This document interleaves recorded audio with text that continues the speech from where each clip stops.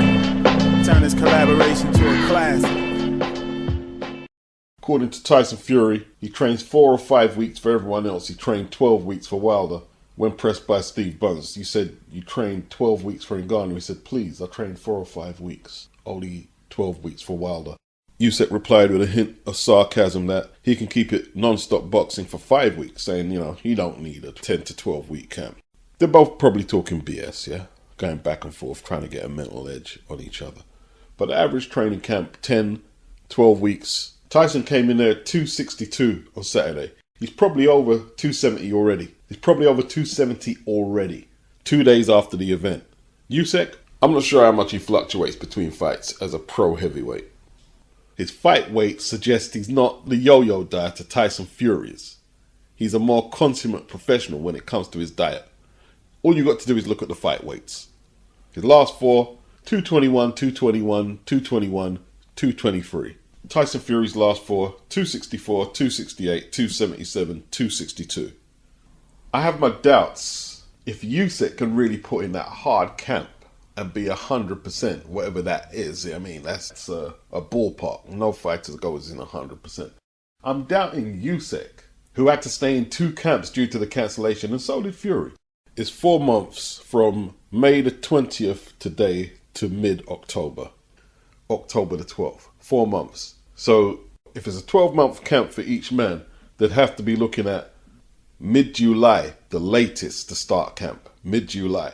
I believe both men, Usyk 36, Tyson 35, they need more than a couple of months recuperation before going into an intense training camp. Now Usyk immediately said, yes, we'll take the rematch. And obviously still reeling from Tyson Fury's first loss. Frank Warren, when asked about it post-fight, he wasn't sure. But from what I'm hearing on TalkSport, who's going back and forth with Simon, they want the immediate rematch. If they were to get into camp, let's say by mid to late July, the short turnaround would suit Usyk better. Because he doesn't yo-yo diet. He won't have as much of a fat camp that Tyson will. Let's say the cut eye 2 weeks before the February fight was real. Let's say it was real. Is there anyone in Team Tyson or a Tyson Fury fan who's going to tell me that that didn't benefit Tyson to extend the fat camp and get some of that weight off? What makes you think he's going to go back into an intense camp for Alexander Usyk with such a short turnaround, 4 months in between the first fight and the rematch? You know, there's a lot of things that need to be sorted out. The camp needs to be sorted out. Will Sugar Hill still be the main man? What about his old man? Where does he fit into it? Should he fit into it? Usyk had a bit of a cut, but it didn't seem anything too serious. Tyson sustained some damage. They're going to have to look at his punch resistance, because he took some heavy artillery in that 9th round, floored by Ngannou in the fight before that. Could he win the rematch? Conceivably, but Usyk would be a huge favourite. And if anyone is going to make more adjustments, you got to look at Alexander Usyk. His resume compared to Tyson Fury is not comparable. 2 wins over Anthony Joshua, 1 over Fury, undisputed in 2 weight classes. I saw Tyson trying to wrestle Usyk, but he couldn't. Usyk used that center of gravity to great effect. Like, he was the one on the front foot, pushing his opponent back, not Tyson Fury. So when Tyson was having trouble with Steve Cunningham, but he managed to grapple him and use that forearm, that left forearm, put it in Steve's neck, and then drill him with that right hand. Well, he caught Usyk with some very hard shots, but Usyk took them. And Usyk is very slippery.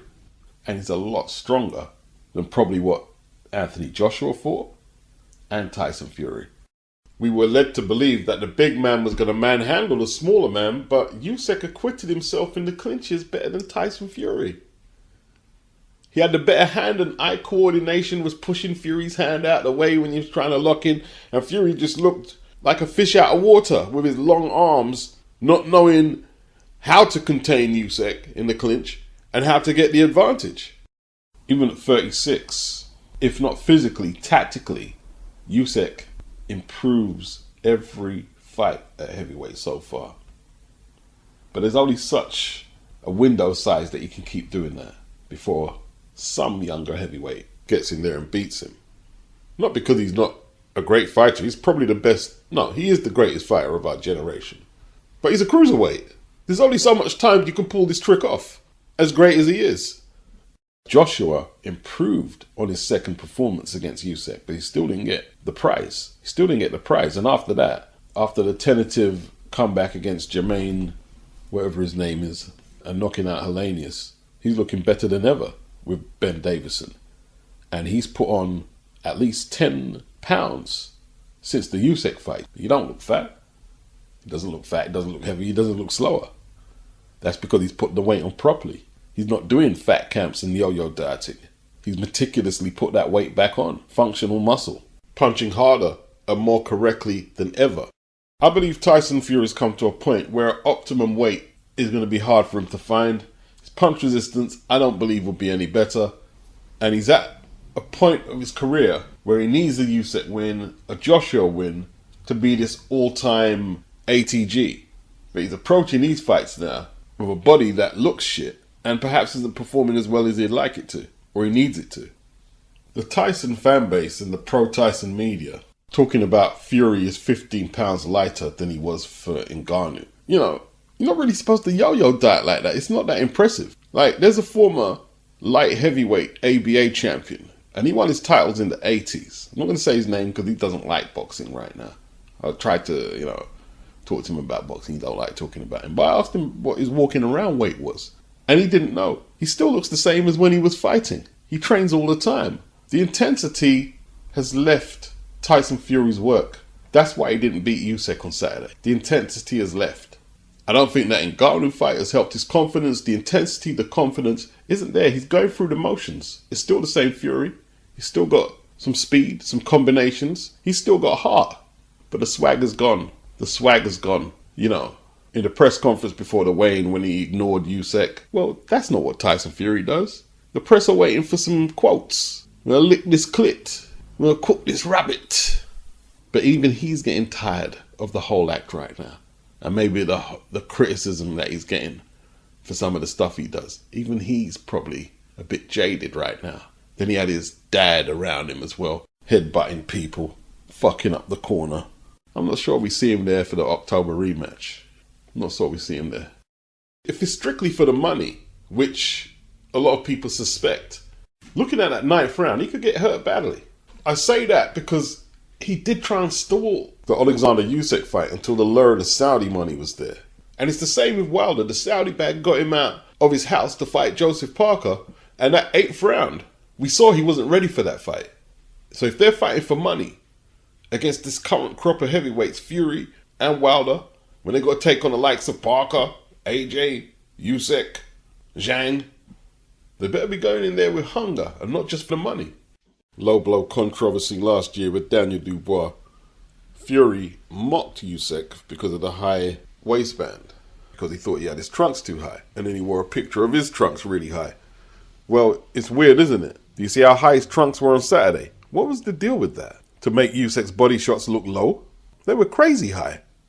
Way higher than what Usyk's were against Dubois. Were they trying to hide some of the rolls? Because even though he came in at 262, and it's not bodybuilding, but it still looked pretty messy. It looked pretty messy. And they're saying that the strategy will be to come in heavier next time. What's that going to do exactly? Then perhaps make his hands slower and make his gas tank clap out extra early. Like I said, there's no optimum weight really, whether he comes in too light or too heavy right now. The yo-yo dieting could be catching up at 35 years of age. I'm getting a flashback to Joe Joyce versus Zhang, the first fight. Joe weighed in 18 stone and got beaten up, and they said he came in too light. 18 stone is not too light for no heavyweight. Then he came in, 20 stone next time and got knocked out even quicker in a rematch. And then when you listen to people online saying it's going to make a difference, I'm talking about important people in terms of their standing in the boxing community, saying it's going to make a difference. And then you ask them, when did Zhang actually try to physically manhandle Joyce, where you see it's going to make a difference if Joe comes in heavier? If Fury can't bully Usyk 40 pounds heavier, going up to 60 pounds heavier will make no difference at all. Jack Catterall better make this one count. He's waited around for the first fight for a long time with Josh Taylor, and he's also waited for the rematch an awful long time. Believe it or not, the first fight was in 2022, February 2022. Josh Taylor, he's never been too keen on this fight. He told us he's going to move on. He's pulled out a couple of times with injuries. In between that time, he's lost all his undisputed scraps. The first fight was for the undisputed 140-pound title. There's no belts on the line now.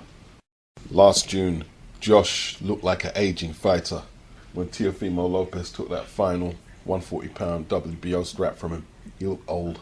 And fair play, he is 33 and he's had some hard battles. Like, a lot of people don't talk about the Jose Ramirez fight because he's floored him a couple of times. But you go watch that fight, he's giving Jack a tough old trot. Then there's the Regis Prograis fight. Now, Jack made very good use of his backhand and scored some beautiful left crosses. Put his punches together and floored Josh Taylor. And should have got the decision. Josh, a few rushed attacks and stuff. And they were scoring the aggression, apparently. They were scoring it like it was effective aggression. And he managed to eke out a decision. So unpopular that the MP for Chorley brought up the controversial scorecard in the Commons, Lindsay Hoyle, Chorley being Jack Catterall's hometown.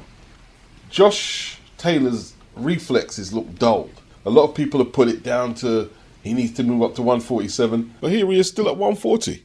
People have commented that he looked like a ghost at the weigh-in against Catterall a couple of years back. Didn't look too clever against Teofimo Lopez on the scales, but here he is, 33 years of age, back at 140. It's hard to look past a Catterall victory for me. Catterall has been studying Josh Taylor from at least 2020 because their first fight was cancelled and it took a long time to get it on. And this is the only opponent he's really been focused on. He knows so much about Josh. And Josh, to me, looks like he could be in decline. Catterall's rebounded with a couple of wins since then. Catterall from Chorley, Josh Taylor from Edinburgh. They had to come to a compromise on a more neutral location and they settled with Leeds. The intensity has left the building in terms of Josh Taylor as a fighter. Now, can he rekindle it? I have my doubts, but perhaps he can. I think it's going to be a tough fight. It'll be another tough fight.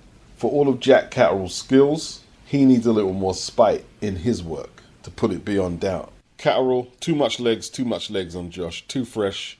I love the way he kind of fenced Josh off at times with his southpaw jab. It was beautiful to watch. But I'm looking forward to this fight. Long overdue. The undercard, it's okay. If you're familiar with the British fighters, it's okay. It's okay. If you're not, then perhaps you're just a boxing fanatic who watches anything. You'll enjoy this. Gary Cully versus Francesco Patera. That's at lightweight. Gary needs to move up, man. He needs to move up. Paddy Donovan versus Lewis Ritson. Are they going to make that Lee Croker, Paddy Donovan all-Irish welter affair? Hopefully soon. If he gets past Lewis Ritson, he was definitely faded. Finds himself back on the Matchroom card, though. Man, remember Lewis Ritson, the Geordie Triple G, is that what they called him? When he was knocking everyone out? He was a hot prospect. Seems an awful long time ago. Cruel game boxing. Couple of bad results and you're not that guy no more. You know what I mean? I wish I could find a nicer way to put that. And I'm looking forward to CHEAVON CLARKE against ELLIS ZORRO. He was supposed to challenge Isaac Chamberlain for the British title, but Chamberlain vacated, opted to go for Michał Szalak, a Polish guy, European champion. It's like he's vacated his title because he got injured and Chamberlain is now fighting Jack Massey for the Commonwealth and European titles on the undercard of Billim Smith Riakporhe. So if CHEAVON CLARKE can beat ELLIS ZORRO, which I'm assuming he will do, I don't want to hear about Sky and DAZN politics. Maybe it's different if you're a Sky customer, which I'm not. But if you've been watching DAZN or TNT Sports, and even Sky Sports, to be honest, we're not putting up with this network promotional shit no more. We're getting all the shit we want to see. So yeah, we want to see Jack Massey or Isaac Chamberlain become European and Commonwealth, take on CHEAVON CLARKE for the full traditional route set. Yeah, 100%. No pulling out a purse bids Ben Shalom or anything like that. And if you're a Sky Sports subscriber, you should demand this. You should demand, or I'm unsubscribing. If you can't deliver the full traditional route because of network politics in 2024, we're out. We're opting out. Friday night, what happens? I'm going to splatter him. Oh, should I say I'm going to win by KO? Lawrence Okoli, 31 years of age, 19 wins, 1 loss, 14 decided distance. Former WBO Cruiserweight champion takes on LUKAZ Rozanski in Rzeszów off Poland this Friday. The WBC Bridgerweight title will be on the line. Okolie says he's going to splatter him. Joe Gallagher says he wants Okolie to be aggressive, so that should make for a good fight in hostile territory. Rozanski can fight. He's not slick. He's not cute. 15 wins, 15 knockouts, no losses. Not a big heavyweight, but that's what he's been his whole career, and this Bridgerweight opportunity opened up and he took it, knocking out BABIC in a round. That snippet from Lawrence Okolie was taken in Poland, and it doesn't look like he's having any issues over there. He looks comfortable in his surroundings, but he needs a stoppage. If it goes the distance, the Polish people unashamedly pull a gank move in Poland. Let me repeat, the government funded LUKAZ Rozanski's title fight against BABIC to become world champion. They're not just going to let that belt exit out of Poland that easy. Okolie cannot afford to incur the wrath of the referee to take points from him. That could be detrimental. We don't want to see the holding. We don't want to see the octopus tentacles come out or anything like that. Clean punching, clean boxing, get the job done. The guy that you know well is LUKAZ Rozanski. His next fight's been announced for Lawrence Okolie. Lawrence Okolie will go up to Bridgerweight. What advice would you give to Lawrence Okolie going into that fight, Alan? I already gave him my advice. The same advice, they're gonna try to fuck you up before the fight. Listen, boxing is 90% off the ring. So the shape you go into the ring, it depends how you wanna be. You know, because if I showed up here like I did in Poland, I would be out in first round. You know, and I showed out in Poland like I did here, I would won. So, you know, you gotta watch out on the outside of the ring. But BABIC is saying he warned Okolie already that they're going to try and mess with him before he gets in the ring. But he didn't specify what they did to him. Perhaps dodgy accommodation, mess with his food, intimidation, could be anything. But Rozanski is a brawler who can hit hard. He's nothing more than a brawler. And if Okolie is really going to move up to heavyweight, which is a distinct possibility after this fight, he's supposed to really make light work of this. I'm not saying necessarily stop this guy. He's never been stopped.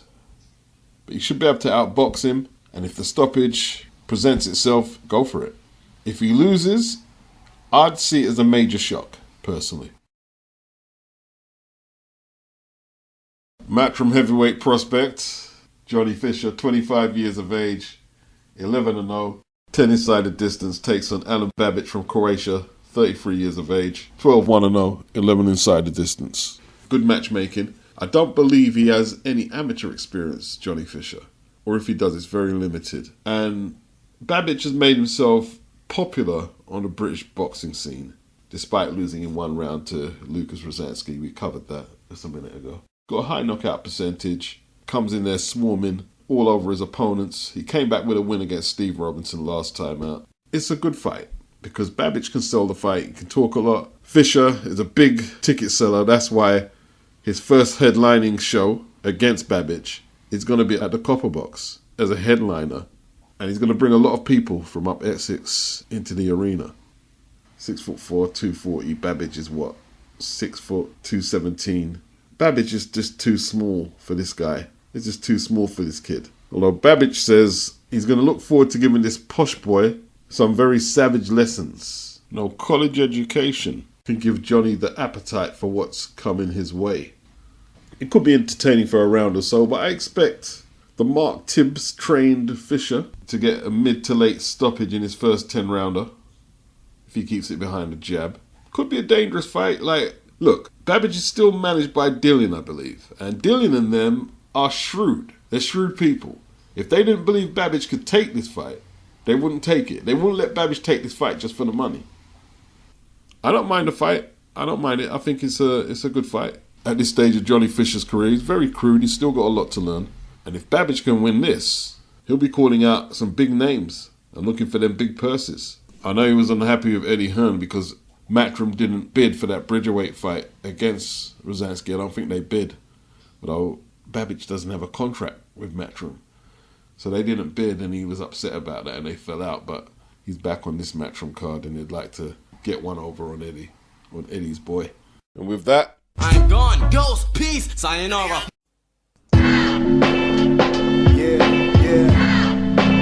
Loud J5. It ain't as easy as it seems.